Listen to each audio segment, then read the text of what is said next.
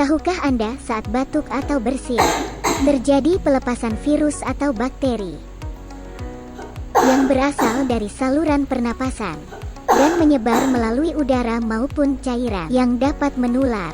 Akan tetapi, Anda dapat mencegahnya dengan etika batuk dan bersin yang benar.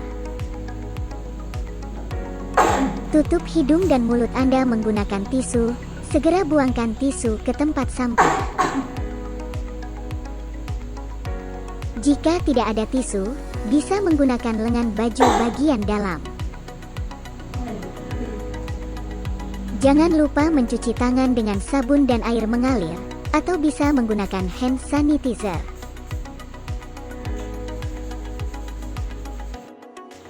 Ingat, jangan membuang ludah atau dahak di sembarangan tempat.